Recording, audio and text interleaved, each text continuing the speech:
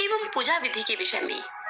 ज्येष्ठ मास की पूर्णिमा का धार्मिक दृष्टि से बड़ा ही महत्व बताया गया है। ज्येष्ठ पूर्णिमा 4 जून को है और इस दिन धार्मिक कार्य, पूजा अनुष्ठान, व्रत करने और दान पुण्य करने का विशेष महत्व होता है। कुछ स्थानों पर वट सावित्री व्रत भी ज्येष्ठ पूर्णिमा को रखा जाता है। महिलाएं इस दिन पति की दीर्घायु के लिए व्रत करती हैं और बरगद के पेड़ के नीचे बैठकर पति की दीर्घायु के लिए भगवान से प्रार्थना करती हैं। इस दिन पवित्र नदियों में स्नान करने और दान करने से मनुष्यों को शुभ फलों की प्राप्ति होती है। तो आइए अब जानते हैं ज्येष्ठ पूर्णिमा की तिथि कब प्रारंभ होकर कब तक रहेगी। ज्येष्ठ पूर्णिमा का महत्व क्या है, ज्येष्ठ पूर्णिमा का पूजन का शुभ मुहूर्त क्या रहेगा और ज्येष्ठ पूर्णिमा की पूजा किस प्रकार से की जाए, और अंत में ज्येष्ठ पूर्णिमा की व्रत कथा सुनेंगे। भक्तजनों, आपको बता दूं कि ज्येष्ठ पूर्णिमा इस साल 2 दिन की पड़ रही है, यानी कि ज्येष्ठ पूर्णिमा का व्रत 3 जून को रखा जाएगा और स्नान और दान 4 जून को किया जाएगा। पंचांग के अनुसार ज्येष्ठ पूर्णिमा 3 जून शनिवार को सुबह 11:16 से आरंभ होगी, जो कि अगले दिन यानी कि 4 जून रविवार को सुबह 9:11 तक रहेगी। हिंदू पंचांग के अनुसार इस साल ज्येष्ठ पूर्णिमा व्रत 3 जून को रखा जाएगा। जिस रात को चंद्रमा होता है उस दिन व्रत रखा जाता है, जिसे चंद्र व्यापनी पूर्णिमा तिथि कहा जाता है। इस साल 3 जून को ऐसी पूर्णिमा पड़ रही है। इसी के साथ ही स्नान दान 4 जून को सुबह के समय किया जाएगा। ज्येष्ठ पूर्णिमा व्रत के दिन एक साथ ही 3 शुभ योग लग रहे हैं, जहां रवि योग सुबह 5:23 से सुबह 6:16 तक रहेगा। इसी के साथ ही शिव योग सुबह से लेकर दोपहर 2:48 तक रहेगा और इसके बाद फिर सिद्ध योग आरंभ हो जाएगा। अब आपको बताती हूँ इस दिन पूर्णिमा व्रत के दिन चंद्रोदय का समय क्या रहेगा। तो देखिए, 3 जून को ज्येष्ठ पूर्णिमा के दिन चंद्रमा का उदय होगा शाम को 6:39 पर। ज्येष्ठ पूर्णिमा की उदया तिथि 4 जून को है, इसलिए स्नान और दान करना 4 जून को ही शुभ रहेगा। इस दिन 2 शुभ योग भी बन रहे हैं, जहां सुबह 11:59 तक सिद्ध योग है और उसके बाद से साध्य योग लग जाएगा। ज्येष्ठ पूर्णिमा पर पूजा कैसे करें अब वह जानते हैं। ज्येष्ठ पूर्णिमा पर भगवान विष्णु की पूजा करना बेहद शुभ माना जाता है। वहीं शाम के पहर में माता लक्ष्मी और रात को चंद्रदेव की पूजा की जाती है। इस दिन भगवान विष्णु की पूजा पीले फूल, पीले फल और पीले चावलों के साथ करें।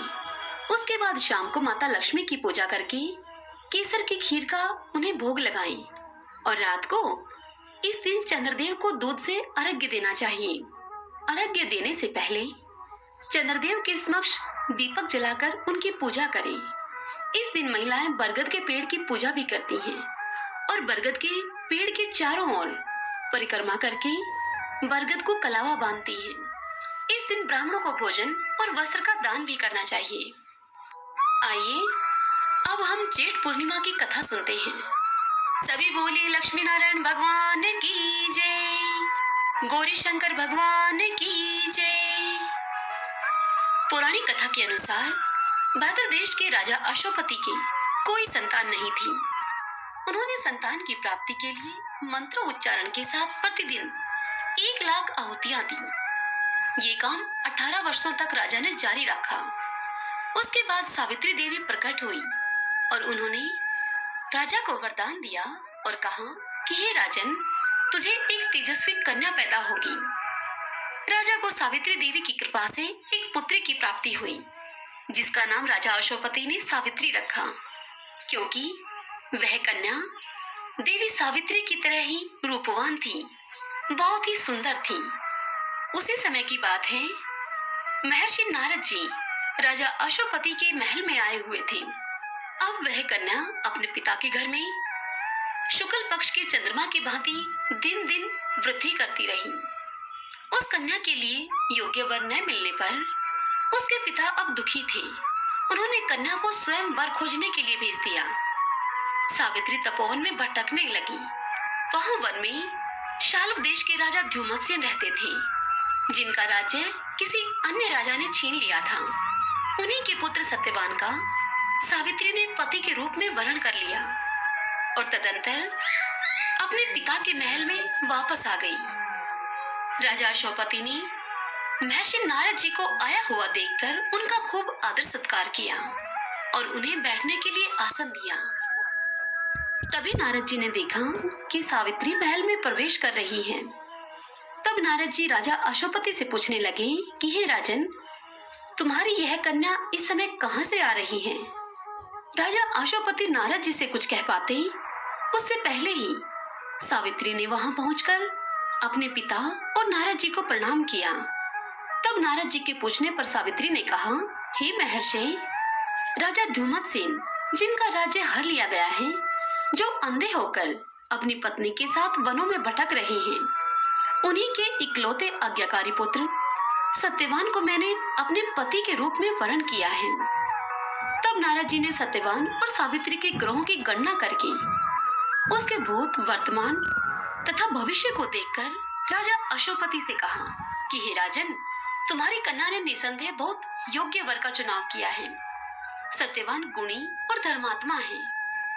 वह सत्यवान सावित्री के लिए सभी प्रकार से योग्य है, परंतु एक भारी दोष है उसमें कि वह अल्पायु है और 1 वर्ष के बाद अर्थात जब सावित्री 12 वर्ष की हो जाएगी तब उस सत्यवान की मृत्यु हो जाएगी। नारद जी की ऐसी भविष्यवाणी सुनकर राजा ने अपनी पुत्री को कोई अन्य वर खोजने के लिए कहा। इस पर सावित्री ने राजा अशोपति से कहा कि हे पिताजी, आर्य कन्याएं जीवन में एक ही बार अपने पति का चयन करती हैं। मैंने भी सत्यवान को मन से अपना पति स्वीकार कर लिया है। अब चाहे वह अल्पायु हो या फिर दीर्घायु, मैं किसी अन्य को अपने हृदय में स्थान नहीं दे सकती।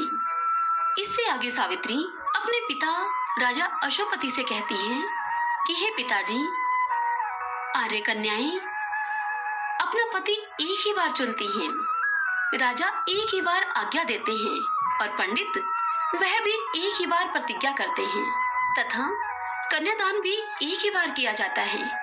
अब चाहे जो हो, सत्यवान ही मेरा पति होगा। सावित्री के ऐसे दृढ़ वचन सुनकर राजा अशोपति ने उसका विवाह सत्यवान से करा दिया। सत्यवान ने नारद जी से अपने पति की मृत्यु का समय ज्ञात कर लिया था। सावित्री अपने पति और सास ससुर की खूब सेवा करती हुई अब उनके साथ वन में रहने लगी। समय बीतता चला गया और सावित्री अब 12 वर्ष की हो गई। नारद जी के वचन उसको दिन प्रतिदिन परेशान करते रहते थे। आखिर जब नारद जी के कथन के अनुसार उसके पति के जीवन के आखिरी 3 दिन बचे, तभी से वह उपवास करने लगी। नारद जी के द्वारा कथित निश्चित तिथि पर पितरों का उसने पूजन किया। प्रतिदिन की भांति उस दिन भी सत्यवान लकड़ियां काटने के लिए जंगल को चला।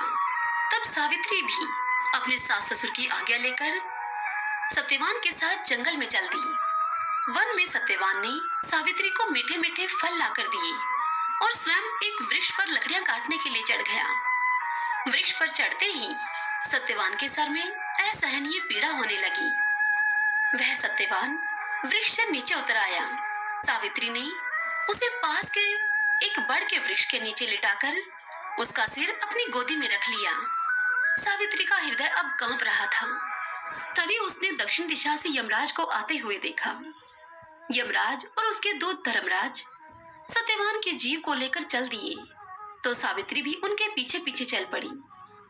अपना पीछा करती हुई सावित्री को यमराज ने समझा बुझाकर वापस लौट जाने को कहा, परंतु सावित्री ने यमराज से कहा कि हे यमराज, पत्नी के पत्नीत्व की सार्थकता इसी में है कि वह पति की छाया के समान उसका अनुकरण करे।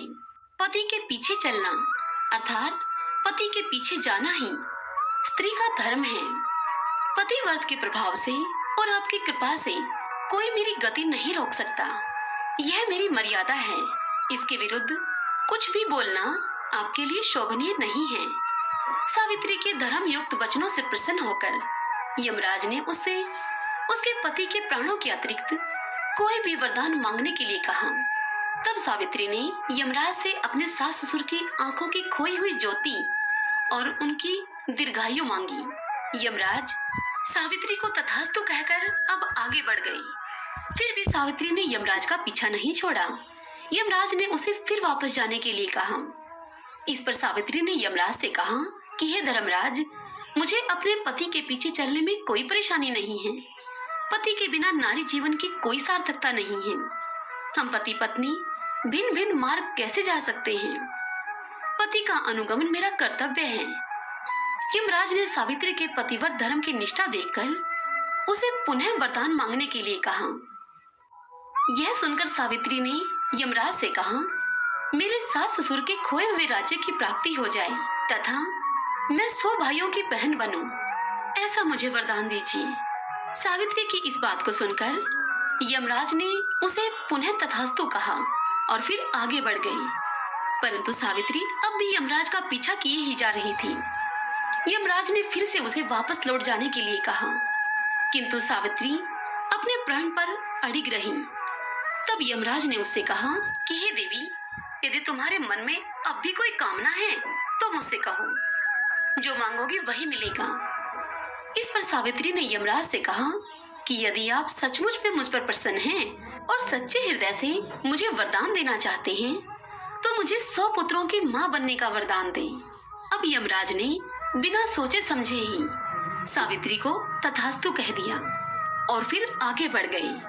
अब यमराज ने थोड़ी दूर चलने के बाद फिर से पीछे मुड़कर देखा तो देखते हैं कि सावित्री अभी भी उनके पीछे ही आ रही है।